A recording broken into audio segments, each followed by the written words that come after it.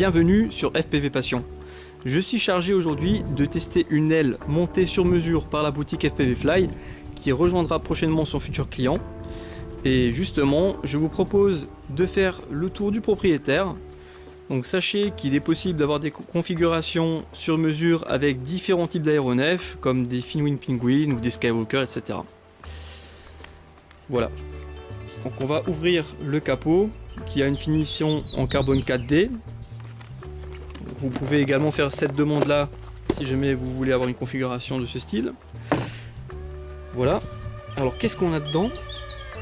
On a tout d'abord un autopilote plus OSD PitLab, donc qui est la centrale de l'avion, qui va vous permettre justement de stabiliser l'engin en vol, d'avoir du RTH, donc un retour à la base, d'avoir également des données bien spécifiques qui seront représentées sur l'OSD, comme l'altitude, le cap de retour, le niveau des batteries et bien plus encore.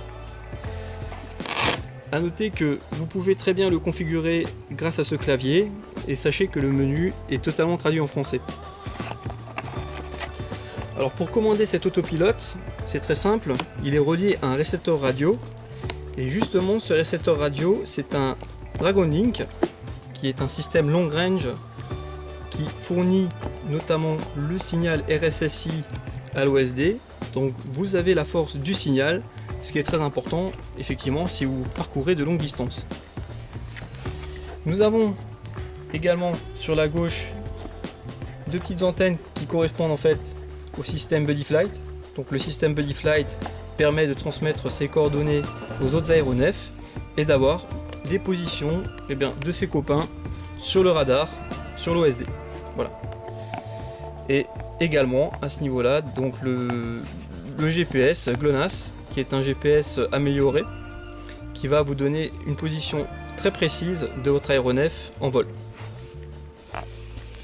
Pour finir, on a pour la partie vidéo un émetteur Boscam en 400 mW avec une antenne Cloverleaf et devant, donc positionné à l'avant du fuselage, une caméra EFIO 800 TVL. Que dire de plus? On a un ESC donc de 50 A avec une autorisation 900 kV et puis voilà. Donc après il suffit juste de positionner la batterie de 5 A en 3S et puis c'est parti. Allez,